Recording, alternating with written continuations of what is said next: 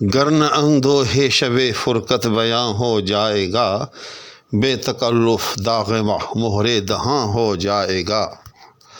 السلام علیکم ناظرین، تو آج حسب وعدہ غالب کی ایک نئی غزل کے ساتھ حاضر ہوں، اور اس کا مسئلہ آپ کی خدمت میں ابھی پیش کیا ہے، اور اس کی تشریح جو ہے وہ بلا کسی تاخیر کے شروع کرتا ہوں۔ تو غزل ہے اور اس کا مسئلہ ہے، اور غزل بھی مرزا غالب کی ہے کہ گرن اندوہے شب فرقت بیاں ہو جائے گا، بے تکلف داغ مہر دہاں ہو جائے گا۔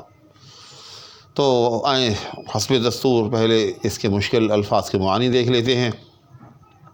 تو غالب کہتا ہے کہ گرن اندوہے شب فرقت، تو یہ جو پوری کی پوری ایک ترکیب ہے اندوہے شب فرقت، تو یہ ایک مکمل مرکب ہے، اور یہ مرکب اضافی ہے۔ جیسے میں نے آپ کو پہلے بھی، بلکہ اس سے پچھلے شعر کے اندر وہ جو عرض ستم ہائے جدائی، تو وہ بھی 3 لفظوں پر مشتمل مرکب ہے۔ اسی طرح سے یہ بھی 3 الفاظ پر مشتمل مرکب ہے، اندوہے شب فرقت۔ تو آپ اس کا معنی جو ہے بالکل اسی طرح سے کا یا کہ یا کی لگا کر جو ہے اس کو الٹی طرف سے پڑھ کر جو ہے کر سکتے ہیں۔ اندوہ کہتے ہیں غم کو، رنج کو، حزن کو۔ تو اب اس کا ترجمہ کر لیتے ہیں، اندوہے شب فرقت۔ فرقت ہجر، جدائی، شب رات، یعنی جدائی کی رات کا غم، اندوہے شب فرقت۔ تو فرقت سے شروع کرتے ہیں۔ تو فرقت کا معنی ہے جدائی، جدائی کی رات کا غم بیاں ہو جائے گا۔ یعنی اگر اے محبوب تو نے مجھے یہ موقع نہ دیا کہ میں اپنی وہ حالت جو تیرے ہجر کے اندر ہو رہی ہے، میری وہ رنج جو میں شبہائے جدائی میں یا ہجر کی راتوں میں جھیل رہا ہوں، وہ تیرے آگے بیان نہ کر دوں، تو پتہ ہے اس کا کیا نتیجہ نکلے گا۔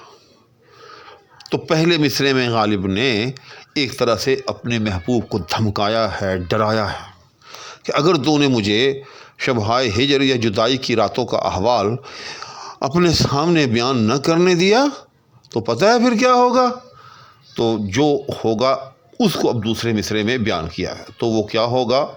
غالب کہتا ہے کہ بے تکلف داغ مہر دہاں ہو جائے گا، کہ اگر تو نے مجھے دوہے شب فرقت یا جدائی کی راتوں کا جو غم ہے وہ بیان کرنے نہ دیا، تو کیا ہو جائے گا؟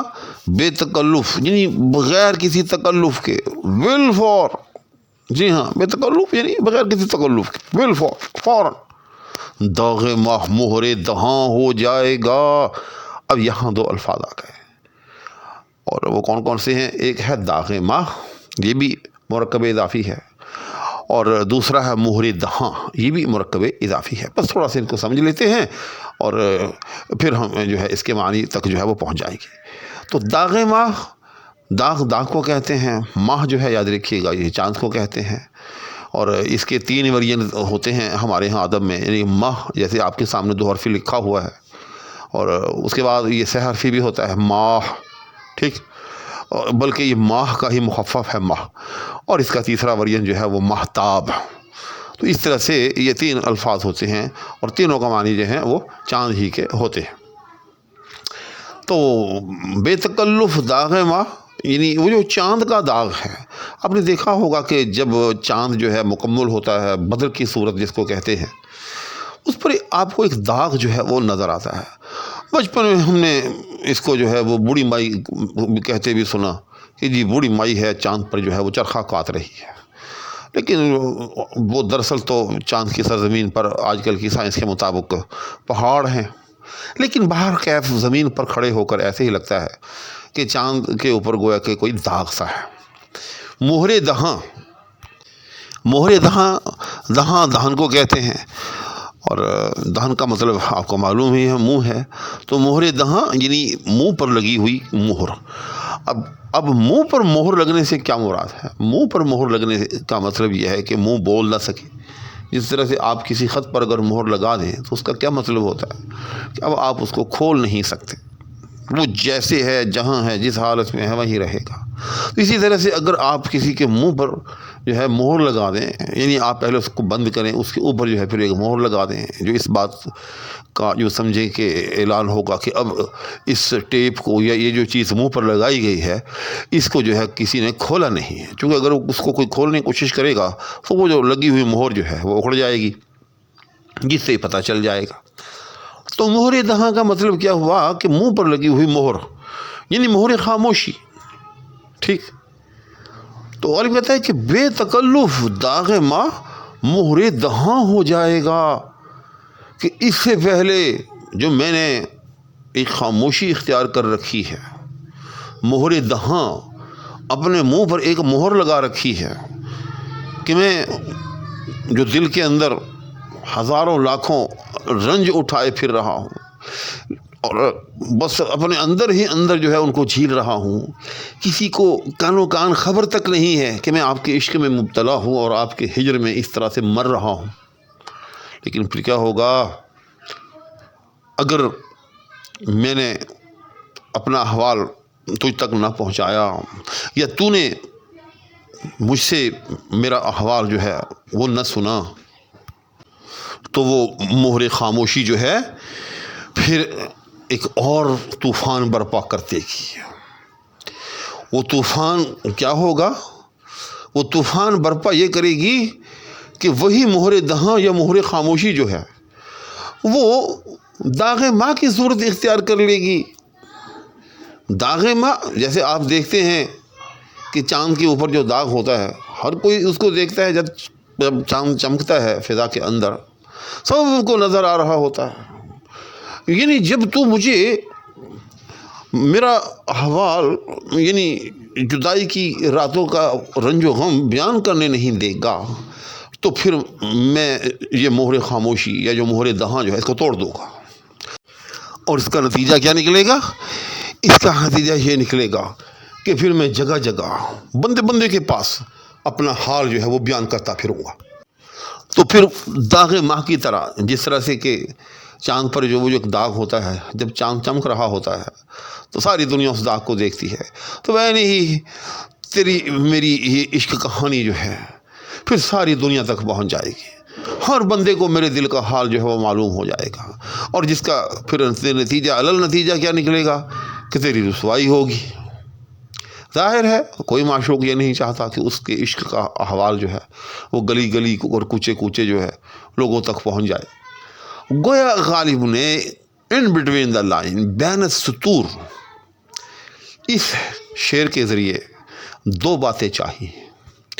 ایک تو اپنا غم ہلکا کرنا چاہا ہے، کیونکہ کوئی بھی عاشق جو ہوتا ہے وہ جو دل پر ایک پہاڑ اٹھائے پھر رہا ہوتا ہے غموں کا، رنج کا، جدائی کا، اگر وہ اس کو بیان کر دے اور وہ بھی معشوق کے سامنے بیان کر دے تو اس کا یوں سمجھے کہ اگر سارا نہیں تو غم کا جو 99% حصہ جو ہے وہ جاتا رہتا ہے۔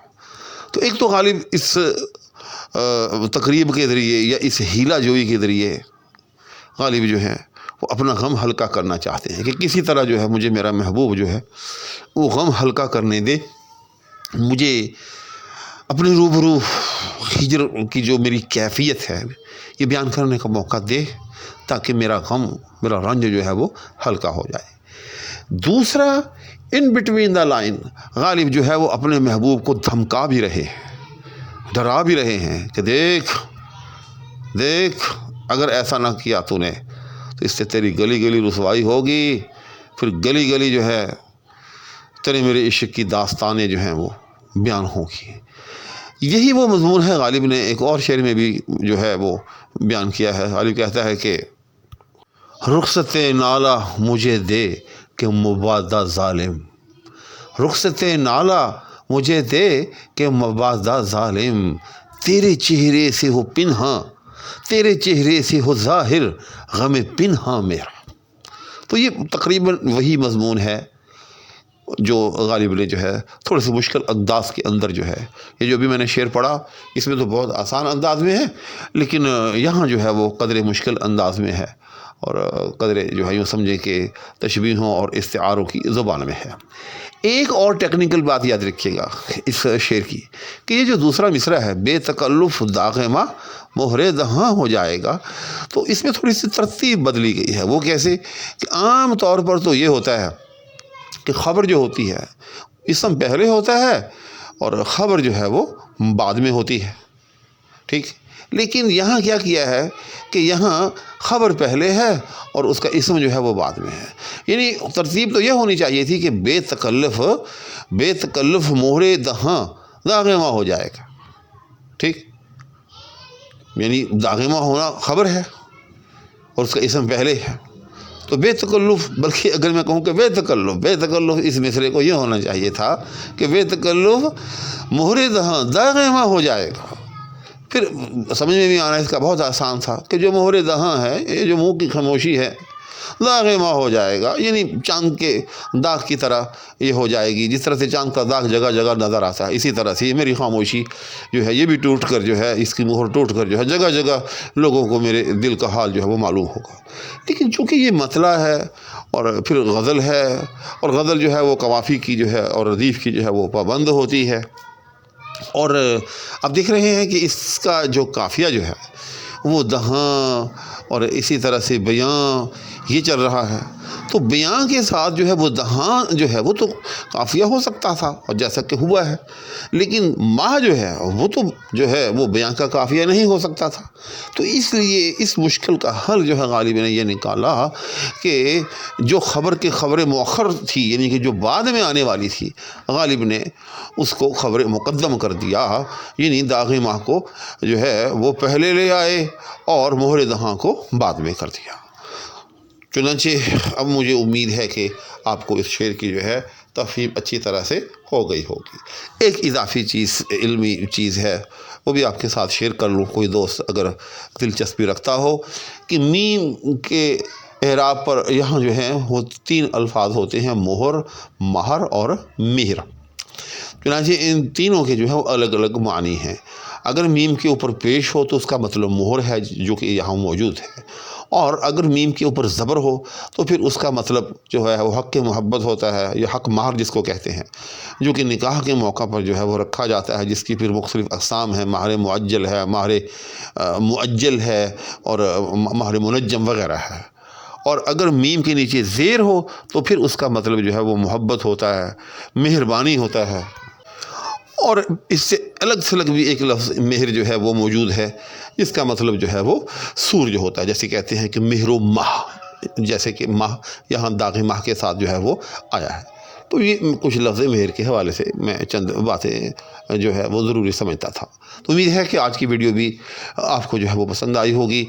باقی یہ غزل کس بحر میں ہے اور اس کی تختی کیسے ہوگی، یہ انشاءاللہ العزیز جب میں اس کو آگے چلاؤں گا اگلے شعر کے ساتھ جو ہے میں یہ بھی بیان کروں گا۔ امید ہے کہ آپ اس کو جو ہے وہ ضرور دیکھیں گے۔